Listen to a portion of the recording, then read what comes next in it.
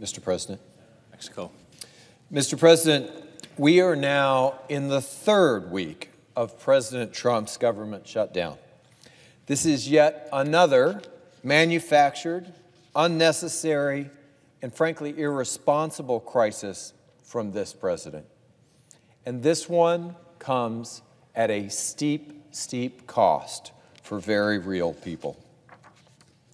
A government shutdown ripples throughout the entire economy. It shakes consumer confidence. It impacts hard-working families. And in my home state of New Mexico, almost 6,000 federal workers have been furloughed or are working without pay, many of whom were already living paycheck to paycheck before this president's shutdown. Carol from Tijeras wrote to me, "I feel I am being held hostage by my government, which I have always felt it was an honor to work for." Carol is worried about how she and her coworkers are going to pay their mortgages, their car payments, if this shutdown continues. Kathy from Los Lunas wrote to me, "I am a federal employee and I am dismayed that the president is holding us hostage. He needs to quit toying with our lives and all of the public that we support and serve and end this shutdown." It's hard to say it any better than that. And the shutdown's impacts hit far more than just our federal employees. Hundreds of thousands of New Mexicans rely on the federal agency that President Trump refuses to reopen. During President Trump's shutdown, our public lands have had to lock their gates or leave parks and facilities unstaffed. The impacts of reduced visitation, the challenges for furloughed public lands workers, and the costs of repairing the damage accrued during the shutdown will hurt communities across our state and many others. And in this era of increasingly extreme and catastrophic wildfires, I'm particularly worried about the impact that a long, prolonged shutdown will have on our national forests. Nicholas, a wildland firefighter from Las Cruces, wrote to me that he and his coworkers have been furloughed. He says, "If this shutdown is not resolved, it will impact my ability to provide for my family." Now, Nicholas deserves to be able to support his family, and our communities can't afford to wait for Nicholas and his coworkers to do their essential work that keeps our forests healthy and prevents more destructive wildfires. Our state's farmers and rural communities are also facing increased uncertainty, and that's because President Trump's shutdown has shuttered the Department of Agriculture, which funds agricultural loans and many economic development programs in rural communities. And if the shutdown continues into next month, as President Trump seems entirely willing to allow, the Supplemental Nutrition Assistance Program, sometimes referred to as food stamps, will run out of funding.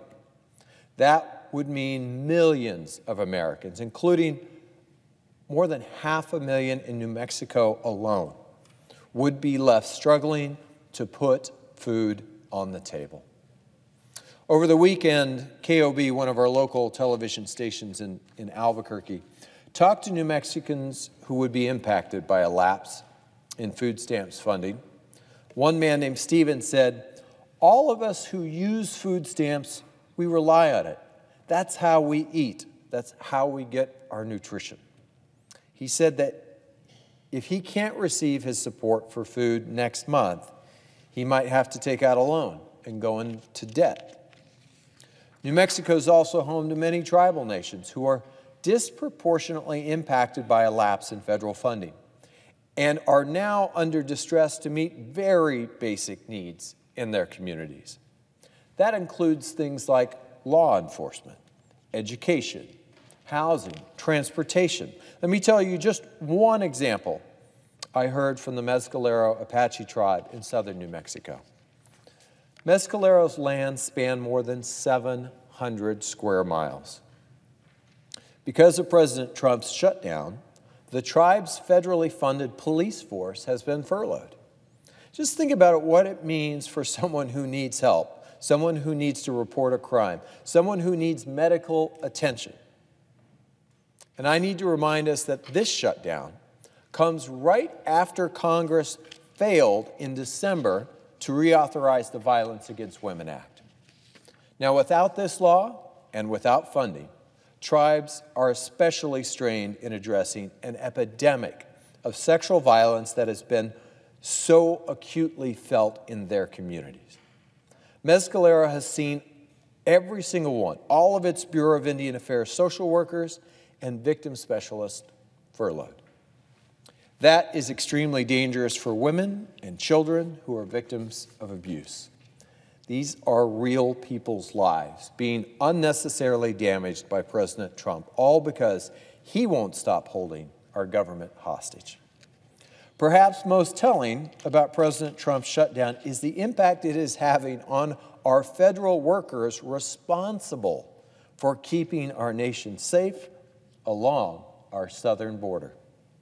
As a border state, New Mexico is more familiar than President Trump with responsible and smart border security policies. In fact, our state is the proud home of the Federal Law Enforcement Training Center, one of the primary training centers for U.S. Customs and Border Patrol officers.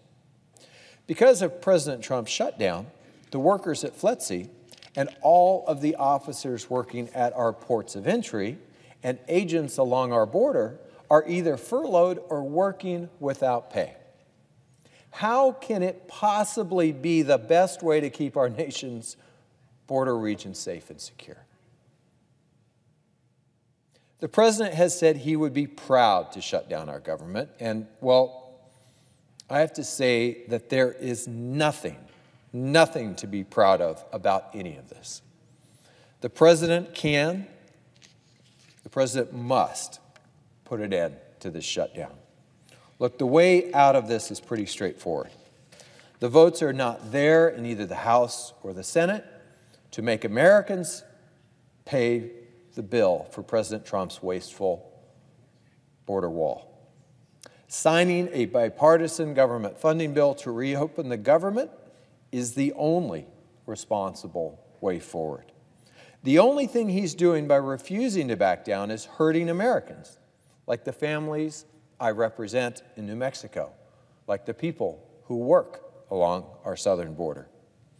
They expect and deserve so much better than this irresponsible, this preventable shutdown. President Trump has all the power to end this madness right now. And I will say this one last time. Mr. President, if you are listening, listen to the American people. Listen to the people that work for you and I and this entire nation that you are hurting. Do the right thing and end this now. Mr. President, will the senator yield for a question? I would. Prior to Senator Markey, I wanted to ask Senator Heinrich this. If I heard correctly, you indicated that 500,000 New Mexicans are currently participating in the SNAP program? That's correct. What is the total population of New Mexico? A little over 2 million people. So nearly 1/4 of the state is participating in the food stamp program that is jeopardized by this shutdown. Senator from New Mexico, are you aware that 95% of the employees of the agency that administer SNAP have been sent home and furloughed? Are you aware of that? I was aware of that. And that is causing problems not only for your 500,000, but for any new family that falls into hunger and needs to apply for SNAP every day. Yeah. Thank you. Yeah, thank you. I yield the floor to the senator from Massachusetts. I thank